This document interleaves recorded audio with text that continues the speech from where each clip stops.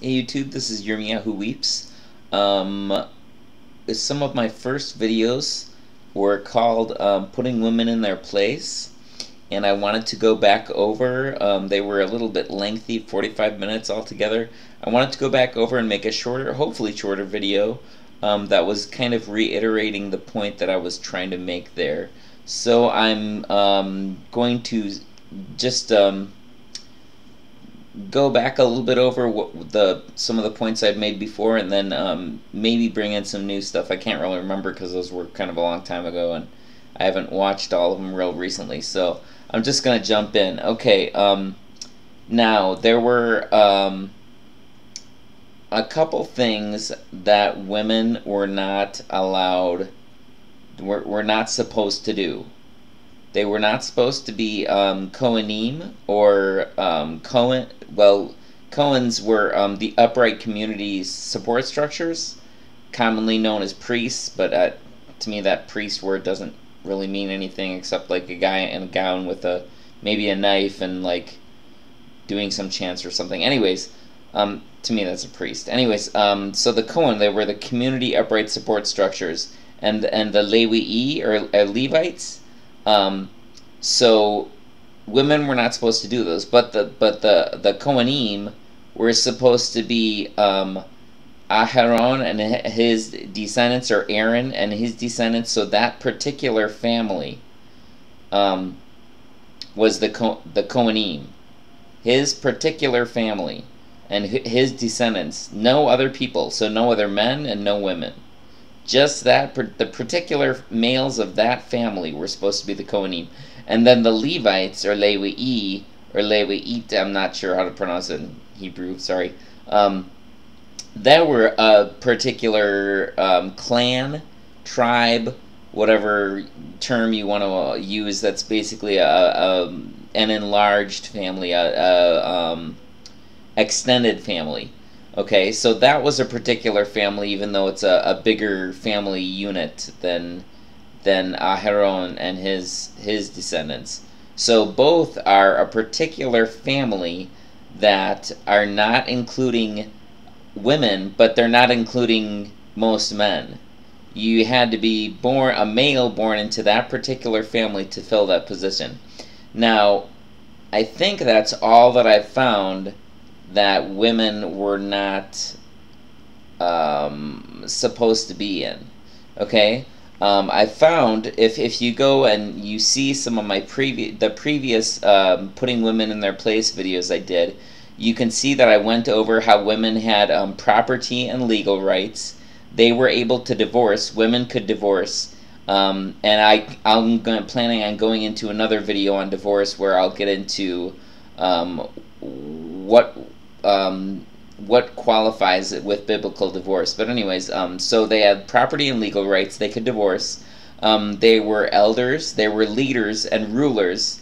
Like Deborah, she was a ruler, and they're commonly called judges, although they weren't. I don't know if they really did a whole lot of judging the way the modern term is used, but they were rulers. The shoftim is the Hebrew word, and it means ruler. So women sometimes were rulers. They were queens. Sometimes they were queens, and there was an emissary, commonly known as apostle, named Unia or Junia, who was called an emissary or apostle. And so yeah, I mean, and as far as the Talmudim, the disciples, the students of Yeshua, well, from what I found, from my understanding, the oldest Talmudim at the time Yeshua, before he was crucified, the oldest was Aben, or Peter, and he was about 20 years old. And the rest were younger, so they were teenagers. The disciples were teenagers. So Yeshua was, I've heard that he was around 30. I think he was maybe closer to 28, 30, somewhere in that range. And then he had a small group of teenagers as his students. Okay?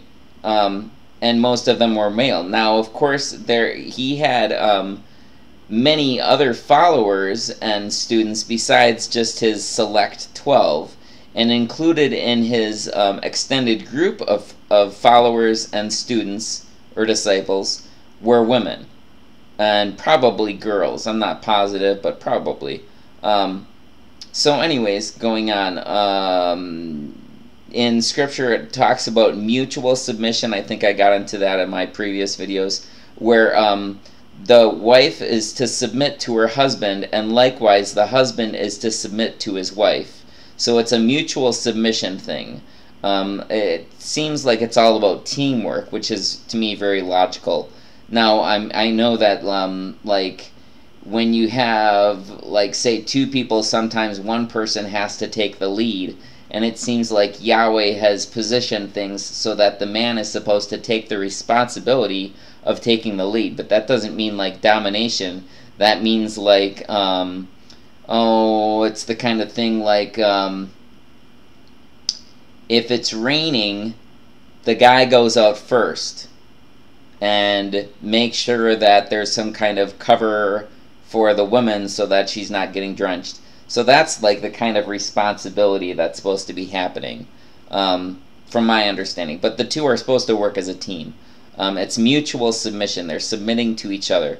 Then there's places in the Brit Hadashah, New Testament, New Covenant, that people call it, that women are told to be prophesying, or what actually would be pouring forth the messages of Yahweh. And of course that would include teaching. So the women are supposed to be giving Yahweh's messages, and that would naturally include teaching. They're also supposed to be praying, like in the assemblies, churches, whatever. Women are supposed to be giving the messages of Yahweh, and they're supposed to be praying. Okay?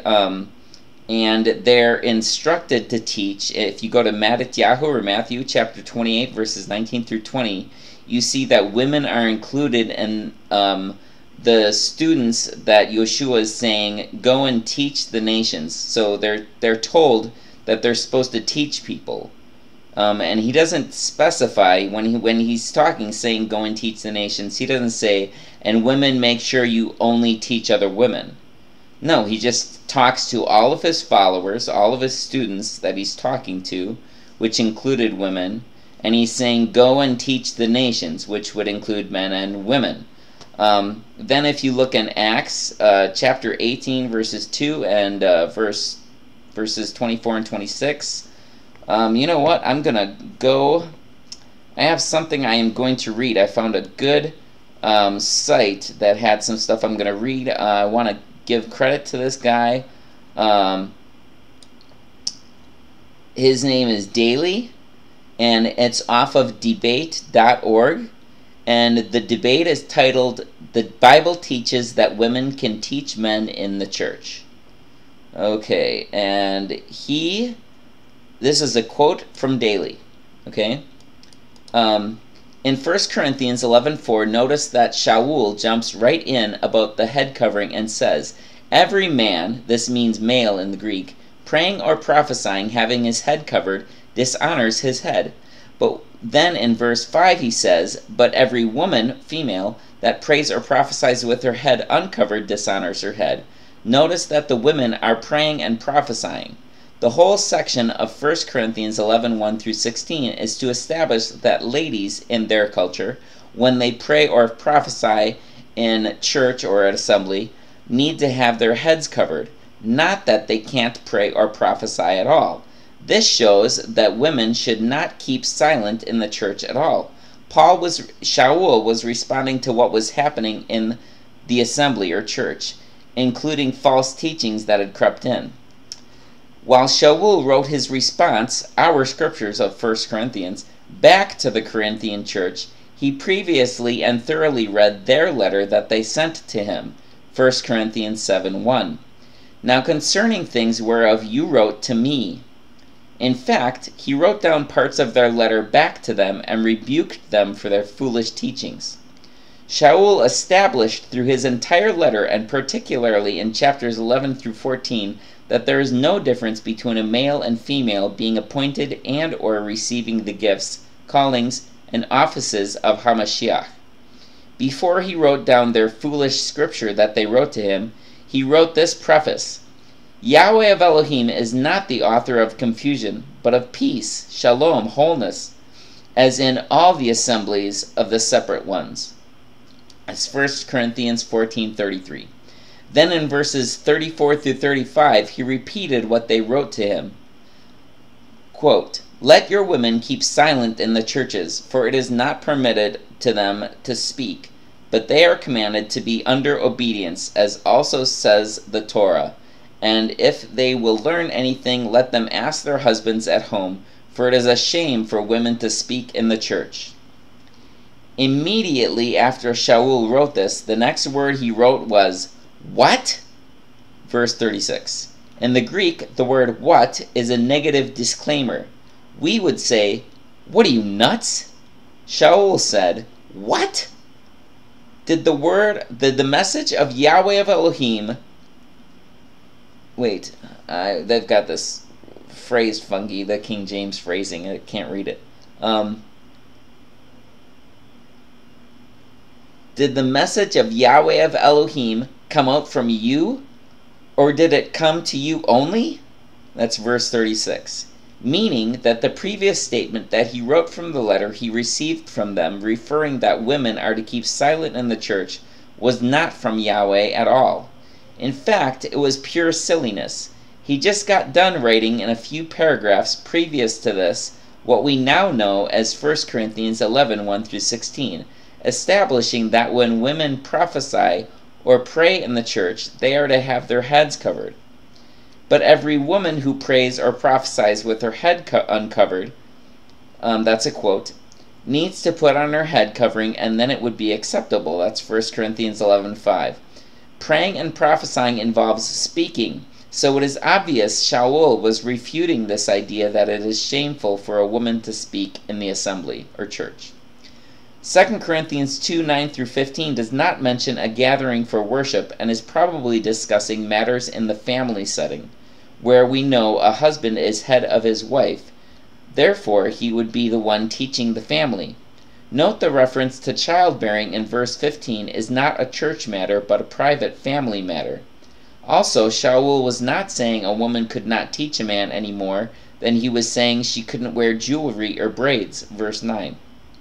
His main emphasis was that she display modesty in these areas and not overdo. Thought that was very interesting. I am going to go on because I don't want to make this too long. So, you see how women, they're supposed to, in this assembly setting, they're supposed to pray publicly. They're supposed to pour forth the messages of Yahweh. So they're supposed to give Yahweh's messages, which would of course include teaching.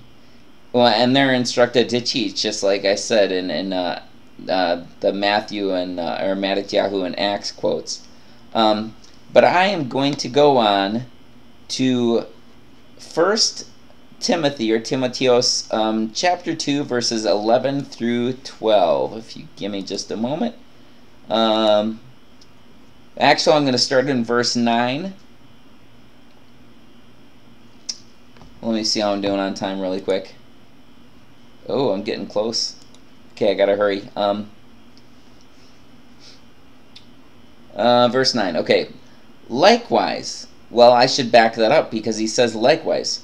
He says, so I want the men to pray in every place, lifting up separate hands without anger or dispute. So he wants the men to be praying, but his main emphasis is that he doesn't want anger or disputing to be going on while it's happening.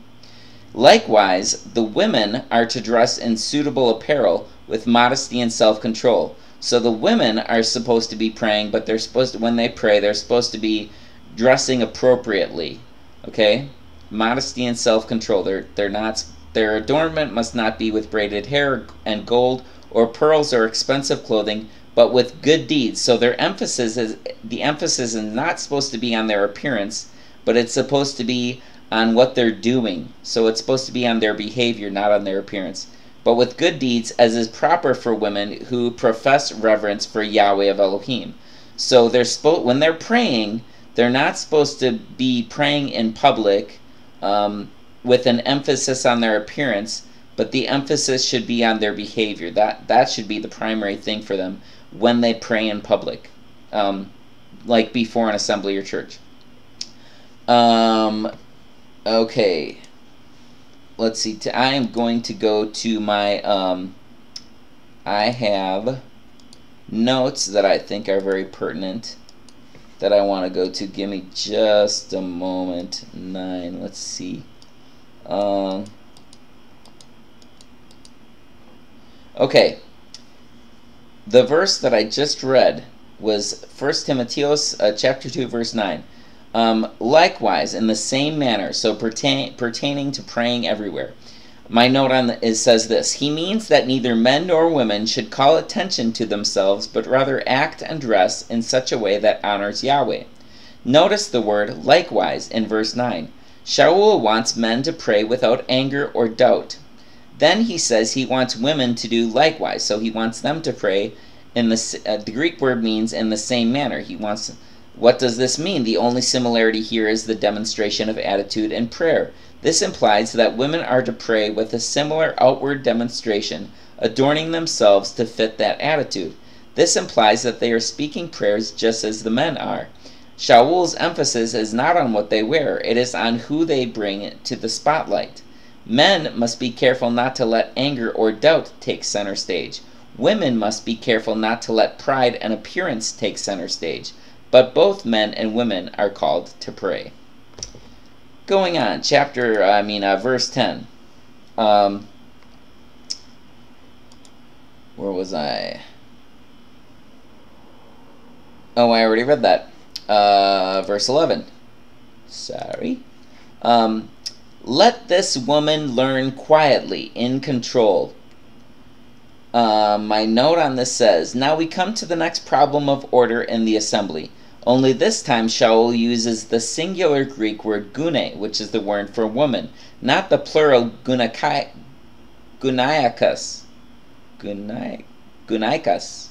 which means women. This leaves us with two interpretations. In English, this could mean a woman, which is a singular class noun that is a reference to all people in the class woman.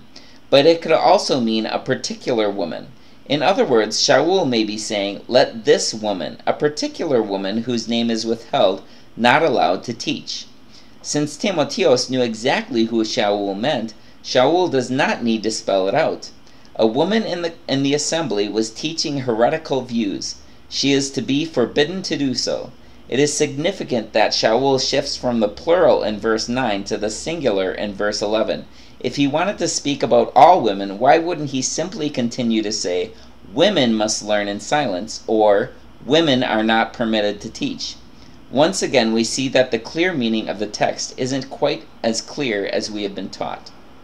So, that's my conclusion, is that based on the other scriptures that pertain to this, it's probably referring to a specific woman that she's supposed to learn quietly in control. Controlling herself. She's supposed to be controlling herself, and she's supposed to be learning quietly and not professing these things that are contrary to sound teaching. Going on, verse 12. And I don't allow this woman to teach or to usurp authority over the husband, but to be in quietness, which would mean to have a quiet demeanor.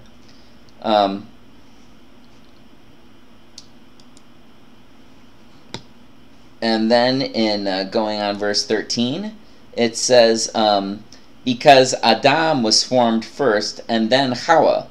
So Adam was the first one, and Hawa didn't get split in two until after Adam was formed. Adam was first. And Adam was not deceived, but the woman, because she was fully deceived, fell into transgression. So Adam knew better. The woman didn't know better. She was deceived. But Adam knew better. And so he didn't fall into transgression immediately because he knew better. But then she, apparently, she was fully deceived. She didn't know better. So then Adam, I don't know if he just had to make the choice. Does he go with her? Or does he still follow Yahweh but lose his the love of his life. So then it goes on, but she will be delivered through childbearing if she continues in faith and love and separateness with self-control. That's a curious, I wonder that if. I'm going to look at that really quick. I'm probably doing, oh, I got to hurry. I'm getting low on time.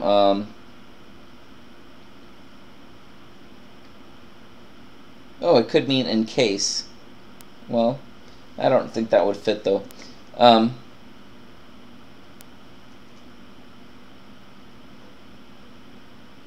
Well, I'm not going to get into that verse right now. I don't think it's quite as pertinent, but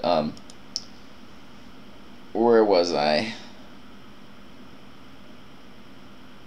So yeah, I think that you know, women can't be the Kohanim, what people call priests. Although that, like I said, that priest, I don't even like that word, but they can't be Kohanim and they can't be Lewei, because those are for the male members of those particular two families.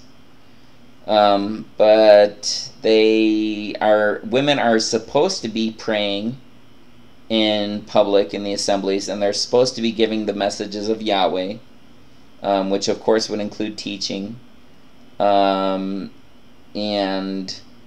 to hinder them in doing so is violating the ways of Yahweh. So, and they're supposed to be in leadership positions. In you know, of course, they weren't the 12 teenage boys that Yoshua had as his Talmudim, his students, his select 12, but they're in. Oh, it's that Acts was actually I think it was Aquila and Priscilla and Aquila. I'm not sure if I'm saying their names right, but it was a man and woman team that taught. So both the man and the woman taught people and instructed people in the correct understanding of the ways of Yahweh and of Yoshua. So, oh, I lost what I was saying. Oh yeah, well, women are basically the only place that men are supposed to be in a leadership position and be taking responsibility, taking the head lead, is in the family, from my understanding. So, oh, that's, well, I was going to get into the women covering. I don't know, I might have time. Let me see if I've got time for this really quick. 1 Corinthians 11. 1 Corinthians 11.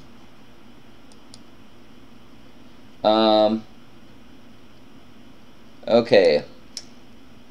And I want you to know that the head of, I'm going to read it here. I want you to know that Mashiach is the head of every man, and the man is the head of a woman, and Yahweh of Elohim is the head of Mashiach. Another way I think of understanding that is, he could be saying, I want you to understand that Mashiach is the source of man's being, the man is the source of woman's being, and Yahweh is the source of Mashiach's being. And Mashiach, of course, being Yeshua, who people think of as Jesus. So going on, where was I? Every man praying or prophesying, having his head covered, brings shame to his head. And the primary meaning, I think, of his head there is Yeshua is his head, is his leader, his covering, his authority. So having his head covered would be having Yeshua covered.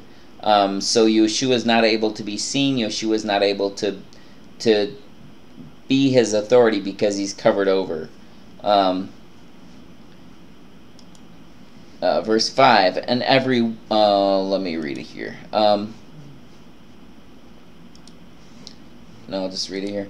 And every woman praying or prophesying with her head uncovered. So there you see that the woman is supposed to be praying and prophesying in the assembly with her head uncovered, brings shame to her head, for that is one and the same as if her head were shaved.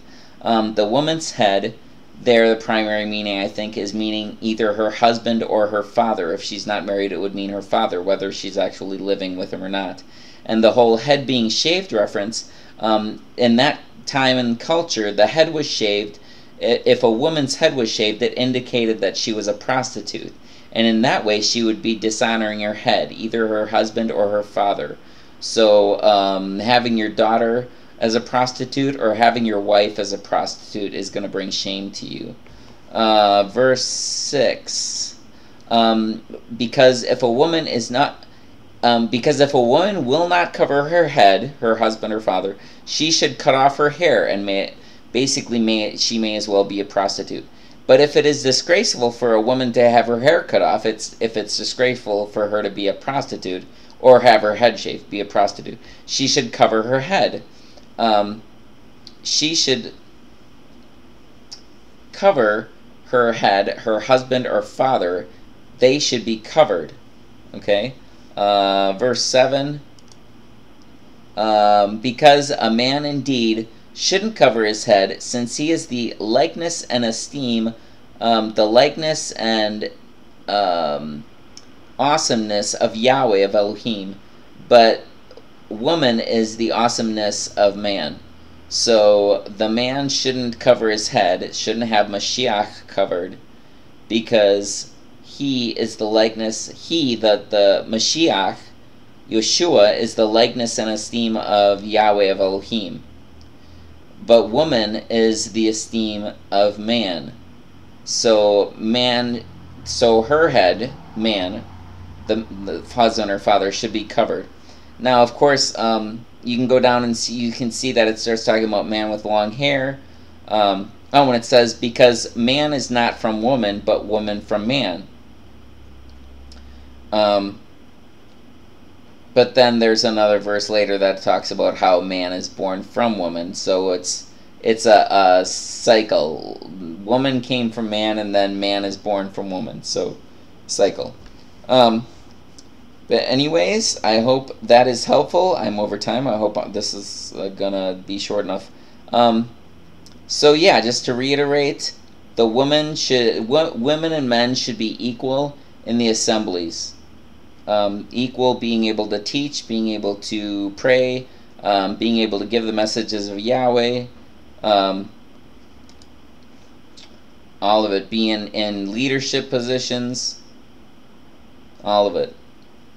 So, if you have anything that would add to this, I'd be very interested in hearing it.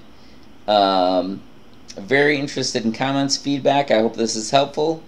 Yahweh bless you. I am convinced that